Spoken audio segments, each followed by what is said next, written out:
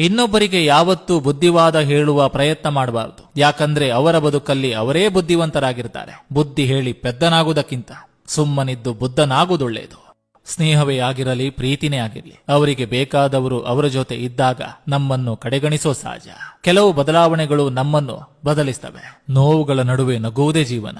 ನೀವು ನಿಮ್ಮ ಸ್ವಂತ ಕಿವಿಗಳಿಂದ ಕೇಳದಿದ್ದರೆ ಅಥವಾ ನಿಮ್ಮ ಸ್ವಂತ ಕಣ್ಣಿನಿಂದ ನೋಡದಿದ್ದರೆ, ನಿಮ್ಮ ಸಣ್ಣ ಮನಸ್ಸಿನಿಂದ ಅದರ ಬಗ್ಗೆ ನಿರ್ಣಯ ಮಾಡಬೇಡಿ ಮತ್ತು ನಿಮ್ಮ ದೊಡ್ಡ ಬಾಯಿಯಿಂದ ಅದನ್ನು ಇತರರಿಗೆ ಹಂಚಬೇಡಿ. ಹಣದ ಬಲದಿಂದ ಮೇಲಕ್ಕೆ ಬಂದವನು ಹಣ ಇರುವ ಮನುಷ್ಯರಿಗೆ ಮಾತ್ರ ಗೌರವ ಕೊಡ್ತಾನೆ. ಕಷ್ಟಪಟ್ಟು ಮೇಲಕ್ಕೆ ಬಂದವನು ಕಷ್ಟಪಡುವ ಪ್ರತಿ ಮನುಷ್ಯನಿಗೂ ಗೌರವ ಕೊಡ್ತಾನೆ. ತಿಳಿದಿರಲಿ, ನಿನ್ನ ಕಾಳಜಿಯನ್ನು ಕಾಟ ಎಂದು ಭಾವಿಸುವವರಿಗೆ ಏನು ಹೇಳಲು ಹೋಗಬೇಡ. ಅಲ್ಲಿ ನಿನ್ನ ಕಾಳಜಿಗೆ ಬೆಲೆ ಸಿಗೋದಿಲ್ಲ.